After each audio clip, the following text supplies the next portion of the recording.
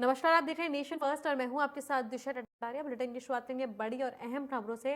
Badminton star Saina Nehwal ने जिला पंचायत अध्यक्ष के चुनाव में जीत पर मुख्यमंत्री योगी आदित्यनाथ को बधाई दी है। इस पर नाराजगी जताते हुए रालेद अध्यक्ष जयंत चौधरी ने उन्हें सरकारी शॉटलर करार दिया है।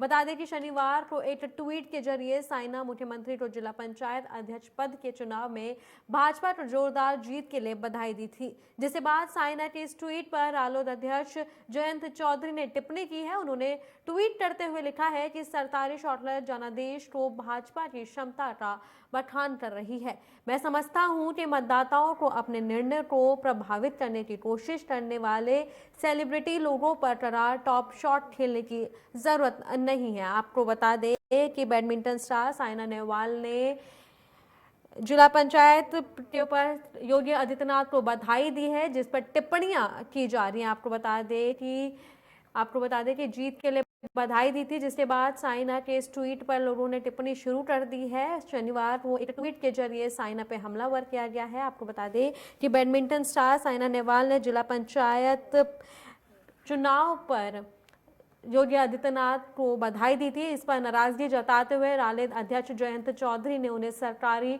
शॉटलर करार दिया है। बता दें कि शनिवार को एक ट्वीट के जरिए साइना ने मुख्यमंत्री को जिला पंचायत अध्यक्ष पद को चुनाव में भाजपा की जोरदार जीत के लिए बधाई दी थी, जिसके बाद साइना इस पर ट्वीट रालोद अध्यक्ष जयंत चौधरी ने टिप्पणी की है। आपको बता दें कि ट्वीट करते हुए जयंत चौधरी ने लिखा है कि सरकारी शॉटलर जनादेश को भाजपा की क्षमता का बखान कर रही है। मैं समझता हूं कि मतदाताओं को अपने निर्णय को प्रभावित करने की कोशिश करने के लिए सेलिब्रिटीज लोगों को करार टॉप शॉट खेलने की जरूरत है। मैं आपको बता दें कि ट्वीट करते हुए साइना ने योगी को जीत की बधाई दी थी, जिसके ऊपर रालोद अध्यक्ष जयंत चौधरी ने नाराजगी जताई है और उन्होंने टिप्पणी करते हुए एक ट्वीट साझा किया है। आपको बता दें साइना को कहा सरकारी शॉटलर। अपनी ट्वीट में अध्यक्ष ने साइना को सरकारी शॉटलर कहा है। आपको बता दें कि बैडमिंटन स्टार साइना नेहवाल ने जिला पंचायत चुनाव पर मुख्यमंत्री योगी आदित्यनाथ को बधाई दी थी, जिसके ऊपर नाराजगी जताई जा रही है। आपको बता दें कि उन्होंने ट्वीट में लिखा है, मैं समझता हूं कि मतदाताओं को अपने निर्णय को प्रभावित करने की कोशिश करने वाले सेलिब्रिटीज लोगों पर करार टॉप शॉट खेलने की जरूरत है। आपको बता दें कि एक ट्वीट में ये बात कही गई है। साइना ने योगी को दी थी जीत की बधाई, जिसके बाद नाराजगी जताई जा रही है। आपको बता दें कि रालोद अध्यक्ष जयंत चौधरी ने इस पर टिप्पणी की है और नाराजगी जताते हुए साइना को सरकारी शॉटलर करार कर दिया है। आपको बता दें कि रालोद अध्यक्ष जयंत चौधरी ने ट्वीट करते हुए साइना को सरकारी शॉटलर कहा है।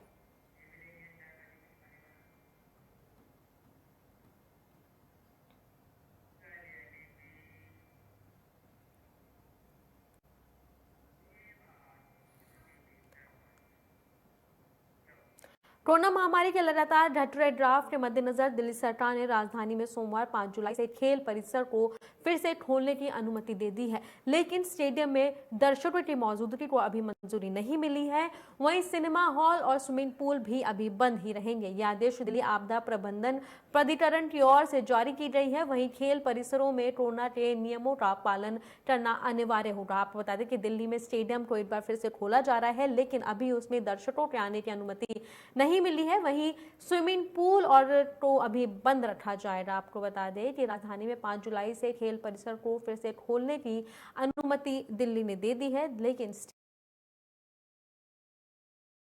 स्टेडियम में दर्शकों के आने की अभी अनुमति नहीं दी है। कोरोना महामारी में लगातार घट रहे ड्राफ्ट को मद्देनजर रखते हुए दिल्ली सरकार ने यह फैसला लिया है और 5 जुलाई से दिल्ली खेल परिसर को फिर से खोलने की अनुमति दे दी गई है, लेकिन स्टेडियम में दर्शकों की मौजूदगी को अभी मंजूरी नहीं दी गई है। वहीं सिनेमा हॉल और स्विमिंग पूल को अभी बंद ही रखने के आदेश दिए गए हैं। आपको बता दें कि दिल्ली के आपदा प्रबंधन प्राधिकरण की ओर से ये आदेश जारी किए गए हैं। वहीं खेल परिसरों में कोरोना के नियमों का पालन करना अनिवार्य होगा। आपको बता दें कि परिसर में कोरोना के नियमों का पालन करना अनिवार्य होगा। यह आदेश जारी कर दिए गए हैं। वहीं स्विमिंग पूल अभी बंद रहेंगे और स्टेडियम को खोला जा रहा है, लेकिन अभी उसमें दर्शकों को आने की अनुमति नहीं दी जाएगी। आपको बता दें कि दर्शकों के बिना खुलेंगे खेल परिसर। दिल्ली सरकार ने अनुमति दे दी है, लेकिन कोरोना के नियमों का पालन करना अनिवार्य होगा। स्टेडियम में जो दिशा निर्देश दिए गए हैं कि कोरोना नियमों का पालन करना अनिवार्य होगा, दर्शकों को अनुमति नहीं होगी और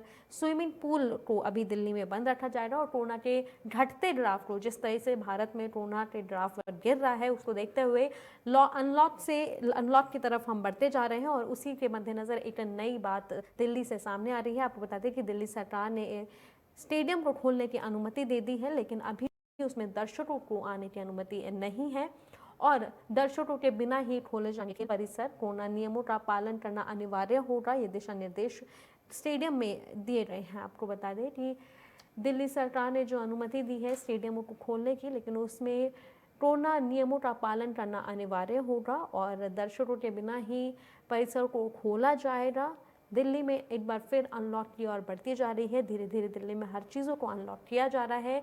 उसी के मद्देनज़र स्टेडियम को भी अनलॉक करा जा रहा है। आपको बता दें कि लेकिन दिल्ली में अभी स्विमिंग पूल्स को बंद रखा जाएगा और कई ऐसी चीज़ें हैं जो दिल्ली में अभी फ़िलहाल बंद है, जैसे कि सिनेमा हॉल और स्विमिंग पूल को अभी कोई अनुमति नहीं मिली है, लेकिन दर्शकों के बिना खेल परिसर को खोले जाने की अनुमति आपको बता दें दे दी गई है। लेकिन कोरोना के गाइडलाइन का पालन करना अनिवार्य होगा और बिना दर्शकों के परिसर को खोला जाएगा।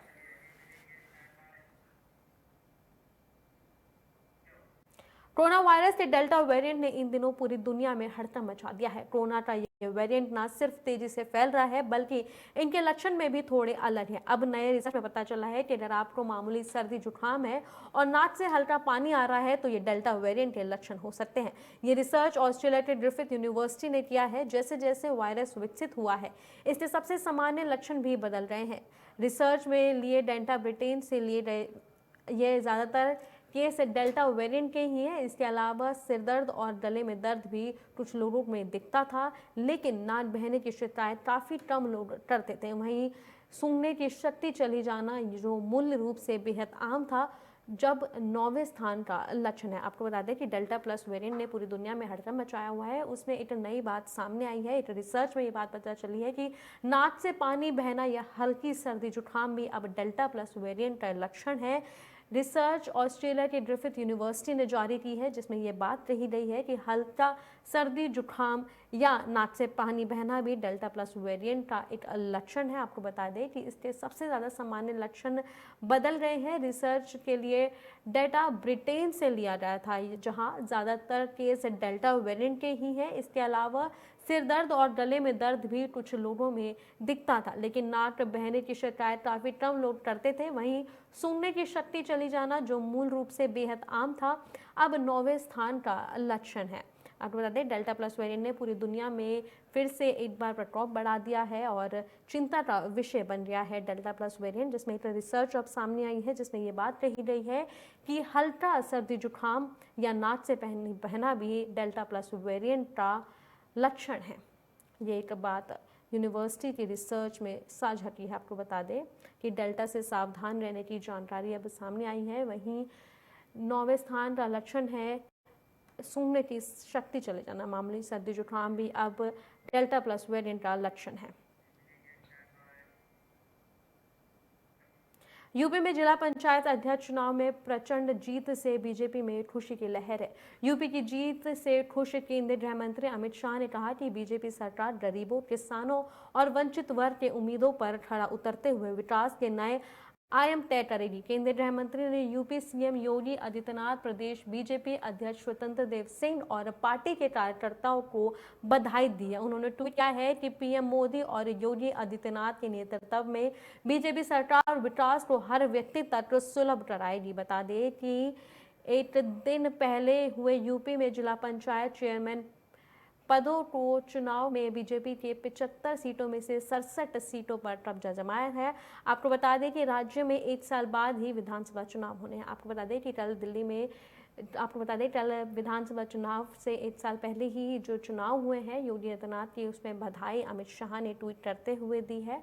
आपको बता दें कि गरीबों और किसानों का बीजेपी उम्मीदों पर खरा उतरते हुए विकास के नए आयाम तय करेगी। ये बात अमित शाह ने कही है। केंद्रीय गृह मंत्री ने यूपी के सीएम योगी आदित्यनाथ, प्रदेश बीजेपी अध्यक्ष स्वतंत्र देव सिंह और पार्टी के कार्यकर्ताओं को बधाई दी है। उन्होंने ट्वीट किया है कि पीएम मोदी और योगी आदित्यनाथ के नेतृत्व में बीजेपी सरकार विकास को हर व्यक्ति तक सुलभ कराएगी। बता दें कि एक दिन पहले हुए यूपी में जिला पंचायत चुनाव को लेकर अमित शाह ने बधाई देते हुए कहा है बीजेपी में आपको बता दें कि 75 सीटों में से 67 सीटों पे बीजेपी ने कब्जा जमाया है और राज्य में एक साल बाद ही विधानसभा चुनाव होने वाले हैं।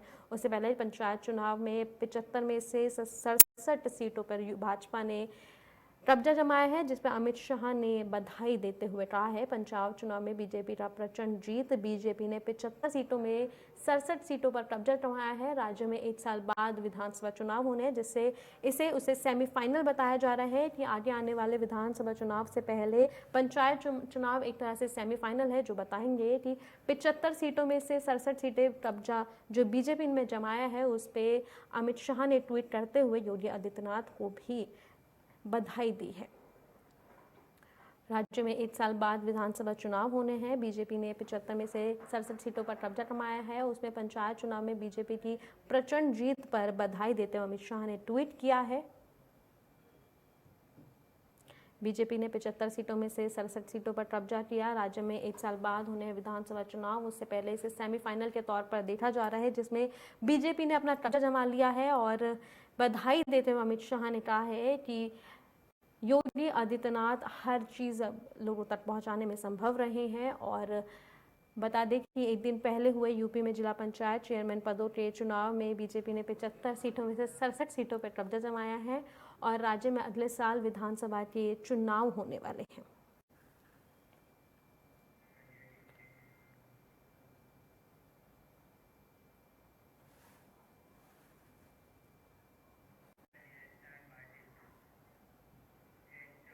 कांग्रेस के अंतरिम अध्यक्ष सोनिया गांधी ने एक बड़ा कदम उठाते हुए जल्द लोकसभा में पार्टी के नेता बदल सकती है। अटकलें लगाई जा रही हैं कि सोनिया गांधी अधीर रंजन चौधरी के पद से हटाकर किसी और को लोकसभा में पार्टी के नेता को डोर सौंप सकती है। माना जा रहा है कि कांग्रेस में जल्द होने वाले कई बदलाव में से एक ये भी होगा जो सांसद के मानसून सत्र से पहले सामने आए हैं। आपको बता दें कि कांग्रेस नेता अधीर रंजन चौधरी पश्चिम बंगाल के बहरमपुर से सांसद है।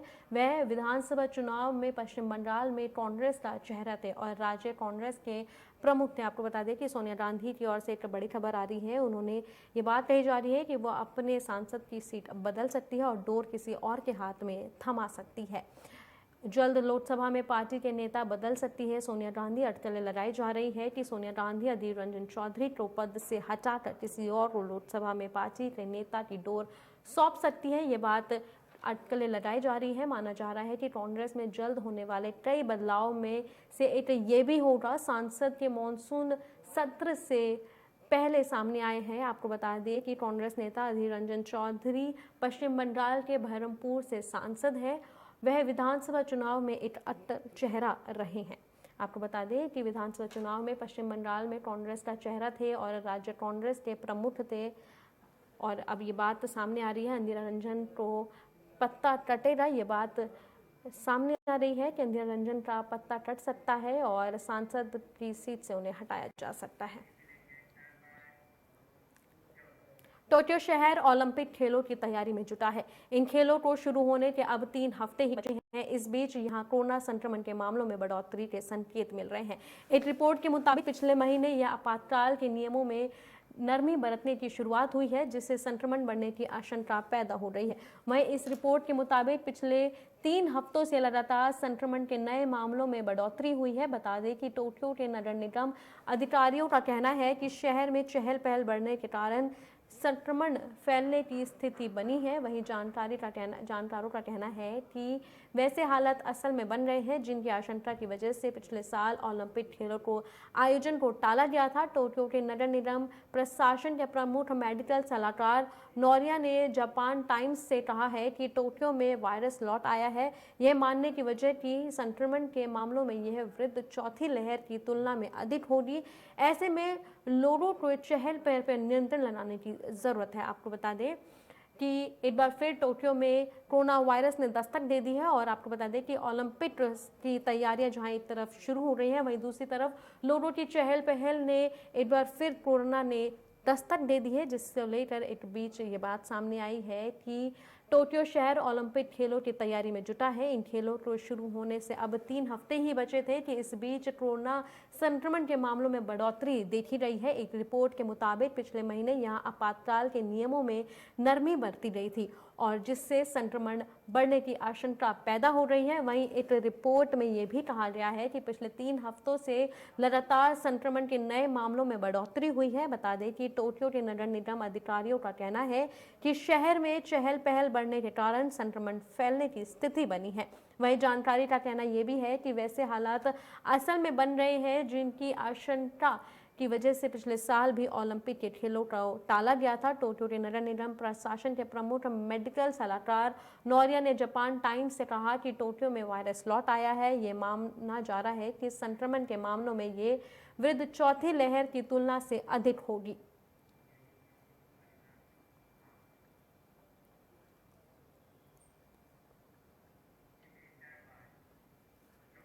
विश्लेषक मानते हैं कि चीन दक्षिण सागर की हावी होने के लिए अंतर्राष्ट्रीय कानून को भी तोड़ सकता है। द नेशनल इंटरेस्ट के लिखित हुए जॉन्स हेम्स ने कहा कि पिछले साल चीनी रक्षा मंत्री जनरल चोंग ने समुद्र में युद्ध के लिए तत्परता का आह्वान इसी तरह के अभियान का हिस्सा हो सकता है। विश्लेषक जॉन्स हेम्स ने कहा कि रिपोर्ट में कहा कि समुद्री अभियान चीनी आक्रामकता का हिस्सा है। इसी तरह के अभियान का मकसद अंतर्राष्ट्रीय समुद्री कानून ट्रिब्यूनल को नहीं मानना और अपनी सार्वभौमता के नाम पर आक्रामकता दिखाना था। आपको बता दें कि दक्षिण सागर के लिए चीन तोड़ेगा कानून, ये बात कही जा रही है। सार्वभौमता के नाम पर चीन की आक्रामकता दक्षिण सागर में अपनी जगह बनाने के लिए कानून तोड़ सकता है चीन।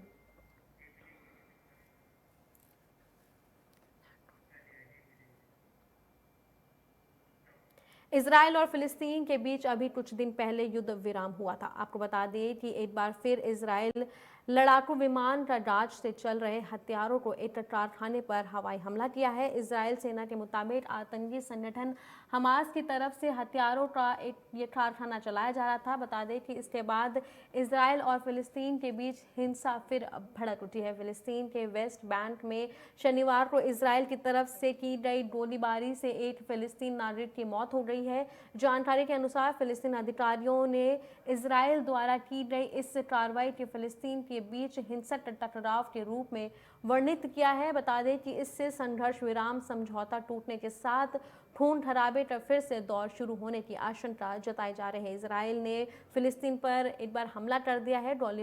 गोलीबारी फिलिस्तीन नागरिक की मौत हो गई। आपको बता दें कि एक नागरिक की इस हमले में मौत हो गई है और खून खराबे की एक बार फिर बात कही जा रही है।